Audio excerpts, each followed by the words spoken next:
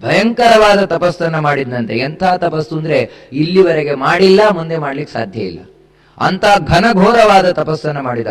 ತಾನು ಮೇಲಕ್ಕೆ ದೃಷ್ಟಿ ನೆಟ್ಟವನಾಗಿ, ಒಂದು ಕಾಲಲ್ಲಿ ನಿಂತವನಾಗಿ, ಕೈಯನ್ನ ಮೇಲೆ ಎತ್ತಿದವನಾಗಿ, ಬ್ರಹ್ಮದೇವರನ್ನ ಕುರಿತು ನಿರಂತರವಾಗಿ ಕೆಲವು ಸಾವಿರ ವರ್ಷಗಳ ಕಾಲ ತಪಸ್ಸು ಮಾಡಿದ್ನಂತೆ. ಎಲ್ಲಿವರೆಗೆ ಅಂದ್ರೆ ತಪಸ್ಸು ಮಾಡ್ತಾ ಮಾಡ್ತಾ ಮಾಡ್ತಾ ಅವನ ಮೈ ಮೇಲೆಲ್ಲ ಹುತ್ತ ಬೆಳೆದು ನಿಂತಂತೆ. ಈ ಒರಳೆಗಳು ಅವನ ಮೈಯನ್ನೆಲ್ಲ ತಿಂದು ತಿಂದು ಹಾಕಿ ಬರೀ ಎಲುಬು ಹಂದರ ಮಾತ್ರ ಉಳಿತಂತೆ. ಉಳಿದದ್ದೆಲ್ಲವನ್ನು ತಿಂದು ಮುಗಿಸಿದ್ವಂತೆ. ಆದರೂ ಕೂಡ ಇವನು ಜಗಲಿಲ್ಲ, ಭಯಂಕರವಾದ ತಪಸ್ಸು ಮಾಡಿದ. ಇವನ ತಪೋಜ್ವಾಲೆ ದೇವಲೋಕದವರೆಗೆ ಮುಟ್ಟಿತು.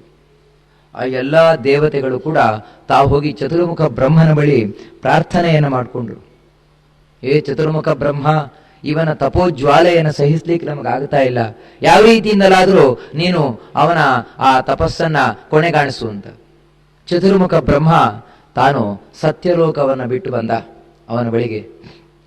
ಅವನಾದರೂ ಎಲುಬಿನ ಹಂದರಾಗೋಗ್ಬಿಟ್ಟಿದ್ದಾನೆ. ಅಷ್ಟು ಕಠಿಣವಾದ ತಪಸ್ಸು ಮಾಡ್ತಾ ಇದ್ದಾನೆ. ಅಂದ್ರೆ ನೋಡಿ, ಕೆಟ್ಟವರಿಗೂ ಒಂದು ಛಲ ಇರ್ತದೆ, ಒಳ್ಳೆಯವರಿಗೂ ಒಂದು ಛಲ ಇರ್ತದೆ. ಅದರಿಂದಾಗಿ ಅವರನ್ನೇನಾದ್ರೂ ಸಾಧಿಸ್ತಾರೆ. ಈ ಮಧ್ಯದವರು ಇರ್ತಾರಲ್ವಾ ನಮ್ಮಂತವರು, ಅವ್ರಿಗೆ ಛಲವೇ ಇಲ್ಲ. ಅದಕ್ಕಾಗಿ ಬದುಕಿನಲ್ಲಿ ಏನೂ ಸಾಧಿಸದೆ ಸಾಯುವ ಮಂದಿ ನಾವು. ಈ ಹಿರಣ್ಯಕಶಿಪುವಿನ ಛಲದಿಂದ ಚತುರ್ಮುಖ ಬ್ರಹ್ಮ ಬಂದ. ಅವನ ಮೇಲೆ ತನ್ನ ಕಮಂಡಲುವಿನ ನೀರನ್ನು ಪ್ರೋಕ್ಷಣೆ ಮಾಡಿದ್ದಂತೆ. ಕೂಡ್ಲ ಹುತ್ತ ಎಲ್ಲ ಹೊರಟೋಯ್ತು. ಮತ್ತೆ ಮೊದಲಿನಂತೆಯೇ ದೇಹವನ್ನು ಧರಿಸಿದವನಾದ. ಹೇಳ್ತಾನೆ ಚತುರ್ಮುಖ ಬ್ರಹ್ಮ, ಏ ಹಿರಣ್ಯಕಶಿಪು ಎಳೆಯ, ಯಾಕೆ ತಪಸ್ಸು ಮಾಡ್ತಾ ಇದ್ಯಾ? ಇಲ್ಲಿವರೆಗೆ ಇಂಥ ಘೋರವಾದ ತಪಸ್ಸನ್ನು ಆಚರಿಸಿದವರಿಲ್ಲ, ನೀನು ಆಚರಿಸಿದ್ಯಲ್ವಾ? ಯಾಕೆ ಹೇಳು, ಏನು ಬೇಕು ನಿನಗೆ ಕೇಳು ಅಂತ ಹೇಳ್ತಾನೆ. ಹಿರಣ್ಯಕಶಿಪು ಚತುರ್ಮುಖ ಬ್ರಹ್ಮನನ್ನ ಬಹಳಷ್ಟು ಹೊಗಳಿದ. ಹೊಗಳಿ, ನೀನು ನನಗೇನಾದ್ರೂ ಕೊಡಬೇಕು ಅಂತ ಇಚ್ಛಿಸಿದೆ ಅಂತಾದ್ರೆ ನಾನು ವರವನ್ನ ಕೇಳ್ತೇನೆ ನೋಡು. ಏನಂದ್ರೆ, ಭೂತೇಭ್ಯಸ್ತ್ರಿ ಸೃಷ್ಟೇಭ್ಯೋ ಮೃತ್ಯುರ್ಮಾ ಭೂನ್ಮಮ ಪ್ರಭೋ ನಾಂತರ್ಬಹಿರ್ದಿವಾನಕ್ತ ಮನ್ಯಸ್ಮಾದಪಿ ಚಾಯುಧೈ.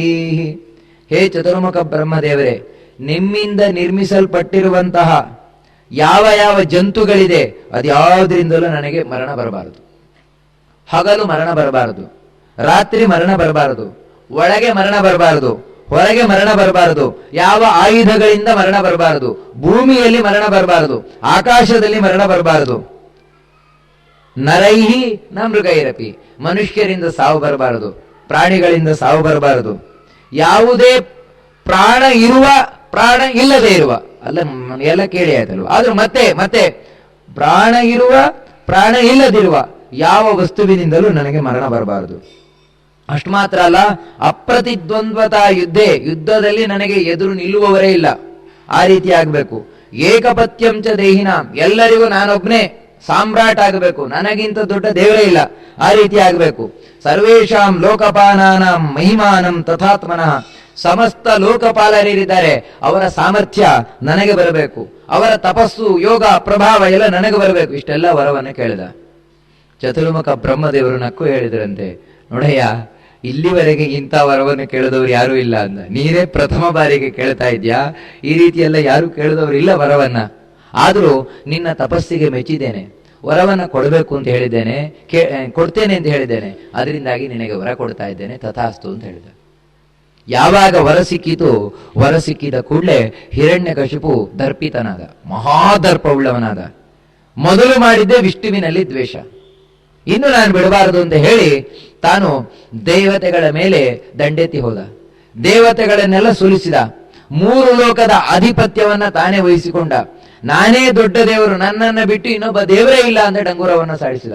ಎಲ್ಲರೂ ನನ್ನನ್ನೇ ಕುರಿತು ತಪಸ್ಸು ಮಾಡಬೇಕು, ನನ್ನಿಂದಲೇ ವರ ಪಡಿಬೇಕು, ನನ್ನನ್ನೇ ಪೂಜೆ ಮಾಡಬೇಕು, ನನ್ನಿಂದ ದೊಡ್ಡ ದೇವರು ಇನ್ನೊಬ್ರು ಇಲ್ವೇ ಇಲ್ಲ ಅಂತ ಎಲ್ಲವನ್ನ ತಾನೇ ನಿಯಂತ್ರಣ ಮಾಡಿದ. ಎಲ್ಲಿವರೆಗೆ ಅಂದ್ರೆ, ಗಾಳಿ ಬೀಸುವುದು ಹಿರಣ್ಯಕಶಿಪುವಿನ ಆಜ್ಞೆಯಿಂದ, ಬೆಂಕಿ ಉರಿಯುವುದು ಹಿರಣ್ಯಕಶಿಪುವಿನ ಆಜ್ಞೆಯಿಂದ, ನದಿ ಹರಿಯುವುದು ಹಿರಣ್ಯಕಶಿಪುವಿನ ಆಜ್ಞೆಯಿಂದ, ಮಳೆ ಬರುವುದು, ಸೂರ್ಯ ಮುಳುಗುವುದು, ಸೂರ್ಯ ಎಲ್ಲ ಹಿರಣ್ಯಕಶಿಪುವೆ, ಸಮಗ್ರವು ಹಿರಣ್ಯಕಶಿಪುವಿನ ಕೈಯಲ್ಲಿ ಬಂತು.